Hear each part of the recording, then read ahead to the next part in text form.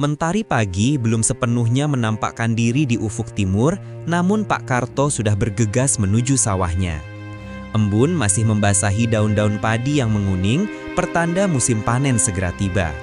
Namun, raut wajah Pak Karto tak secerah embun itu.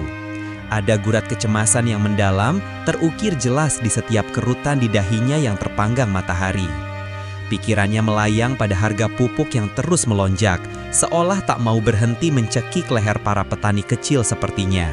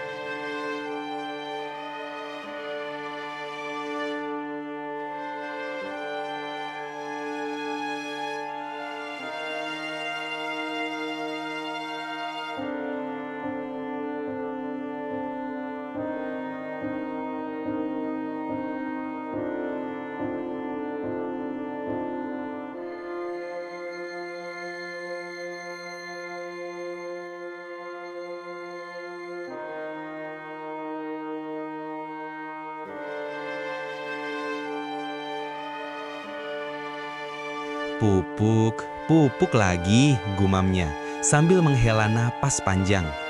Bagaimana bisa panen melimpah jika modal untuk pupuk saja sudah menguras kantong habis-habisan? Pertanyaan itu selalu berputar-putar di benaknya, tanpa menemukan jawaban yang menenangkan. Musim tanam lalu, ia terpaksa berutang pada tengkulak dengan bunga yang mencekik hanya demi membeli pupuk urea dan NPK yang harganya melambung tinggi. Hasil panennya memang cukup, tapi setelah dipotong utang dan biaya operasional, sisanya nyaris tak cukup untuk menghidupi Bu Siti dan kedua anaknya, Budi dan Lia, apalagi menyekolahkan mereka hingga jenjang yang lebih tinggi. Di warung kopi Pak Jono, tempat para petani biasa berkumpul sebelum memulai aktivitas, obrolan pagi itu tak jauh dari keluh kesah yang sama. Pak Budi, tetangga sawah Pak Karto, menyeruput kopi hitamnya pahit. Sudah tidak masuk akal lagi toh. Harga gabah tidak seberapa, tapi pupuk rasanya tiap hari naik terus. Pak Slamet, petani paling tua di desa itu, hanya menggelengkan kepala. Zaman saya dulu, pupuk itu murah, pemerintah selalu bantu. Sekarang entahlah, seperti kami ini sudah dilupakan. Kelesuan itu menyelimuti hampir seluruh desa Sukamaju. Senyum para petani terasa hambar, semangat mereka luntur digerus beban ekonomi yang kian berat. Anak-anak yang seharusnya riang bermain, seringkali harus membantu orang tua di sawah, mengorbankan waktu belajar mereka. Bu Siti, istri Pak Karto, seringkali hanya bisa menatap suaminya dengan tatapan penuh ibah. Ia tahu Pak Karto sudah bekerja keras, membanting tulang dari subuh hingga petang. Namun hasil jerih payahnya tak sebanding dengan pengorbanan yang mereka lakukan. Suatu sore, sepulang dari sawah, Pak Karto mendengar desas-desus yang beredar di balai desa.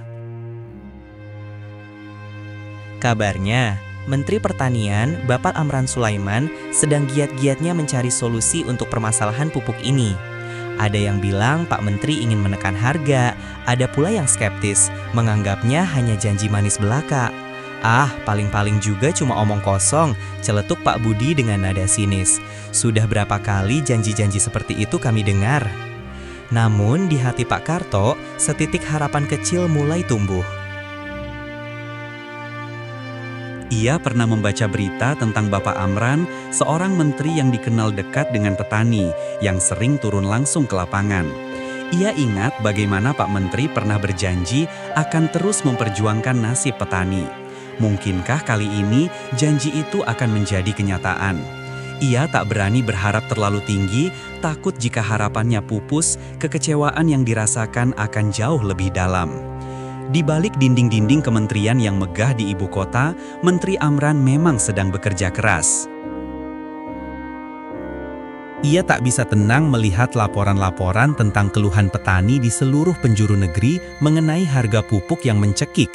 Baginya, petani adalah pahlawan pangan. Tanpa mereka, tak akan ada nasi di meja makan rakyat Indonesia. Ia paham betul, naiknya harga pupuk bukan hanya soal angka, melainkan soal keberlangsungan hidup jutaan keluarga petani, soal masa depan anak-anak mereka, dan soal kedaulatan pangan bangsa.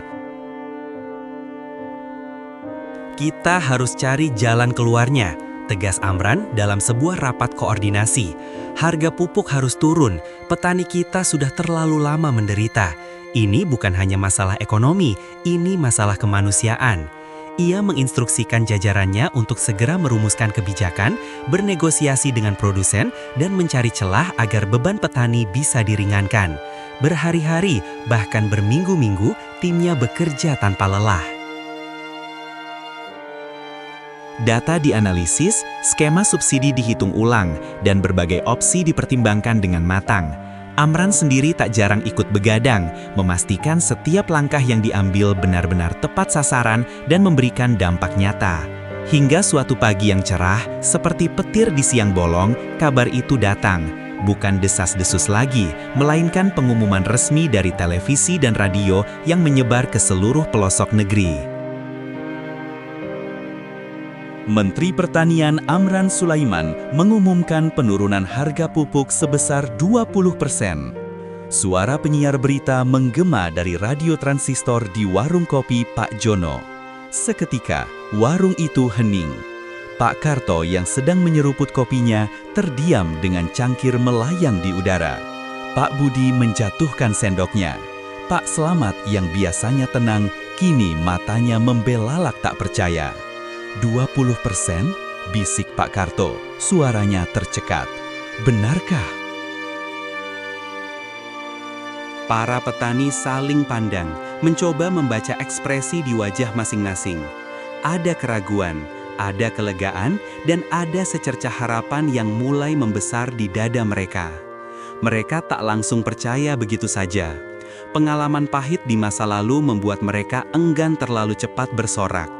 Kita lihat saja nanti di toko pupuk, kata Pak Slamet, mencoba menahan euforia yang mulai merayap. Keesokan harinya, dengan jantung berdebar, Pak Karto memberanikan diri pergi ke toko pupuk Barokah milik Pak Ujang di pusat kecamatan. Ia melihat beberapa petani lain sudah berkumpul di sana, tampak sama gelisahnya dengannya. Begitu masuk, matanya langsung tertuju pada papan harga yang terpampang jelas di dinding. Dan benar saja, di sana tertulis harga pupuk urea, NPK, dan jenis lainnya kini turun sebesar 20% dari harga sebelumnya. Sebuah napas lega terembus dari dada Pak Karto. Rasanya seperti beban berat yang selama ini menindih pundaknya tiba-tiba terangkat. Ia mengusap matanya, memastikan tidak salah lihat. Pak Ujang, ini benar, tanyanya. Suaranya sedikit bergetar. Pak Ujang tersenyum lebar. Benar Pak Karto, ini kebijakan langsung dari Pak Menteri Amran. Alhamdulillah, kita semua bisa bernafas lega. Pak Ujang menjelaskan bahwa kebijakan ini sudah berlaku sejak kemarin sore dan stok pupuk dengan harga baru sudah tersedia. Pak Karto menghitung cepat dalam benaknya. Dengan penurunan 20% ini, ia bisa menghemat ratusan ribu rupiah untuk pembelian pupuk di musim tanam berikutnya. Uang itu yang tadinya harus ia keluarkan untuk pupuk, kini bisa dialihkan untuk kebutuhan lain, atau bahkan untuk membayar sebagian utangnya pada tengkulak. Sebuah senyum tulus akhirnya mengembang di wajahnya, senyum yang sudah lama hilang. Ia segera membeli beberapa karung pupuk, merasakan perbedaan harga yang signifikan. Pulang ke rumah, ia disambut Bu Siti dan anak-anaknya. "Bu, Lia, Budi, lihat ini!" serunya, tak sabar menceritakan kabar gembira itu. Bu Siti yang mendengar penjelasan suaminya langsung menitikkan air mata haru. Bukan air mata kesedihan, melainkan air mata kelegaan dan rasa syukur. "Alhamdulillah, Pak," isaknya memeluk Pak Karto erat. "Alhamdulillah ya Allah." Anak-anak mereka, Budi dan Lia, walau belum sepenuhnya paham, ikut merasakan kebahagiaan orang tua mereka.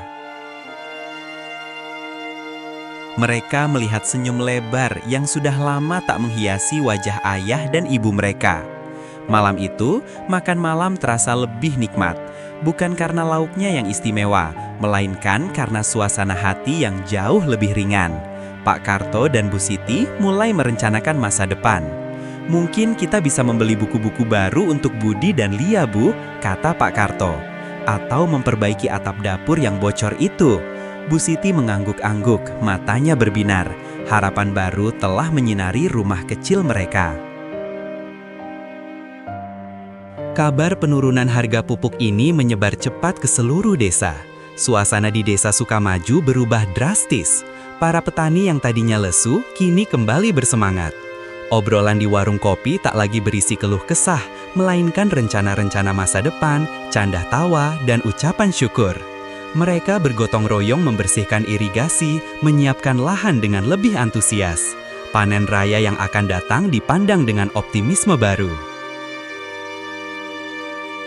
Menteri Amran Sulaiman, melalui kebijakannya yang berpihak pada petani, telah membawa angin segar yang tak hanya menurunkan harga pupuk, tetapi juga menumbuhkan kembali harapan di hati jutaan petani di seluruh Indonesia. Ia telah membuktikan bahwa kepemimpinan yang peduli dan bertindak nyata mampu mengubah nasib rakyat, dari kegelisahan menjadi kelegaan, dari keterpurukan menjadi kebangkitan. Kini, di hamparan sawah Sukamaju yang hijau, para petani bekerja dengan senyum merekah menatap masa depan pertanian Indonesia yang lebih cerah, berkat sebuah keputusan yang mengubah segalanya.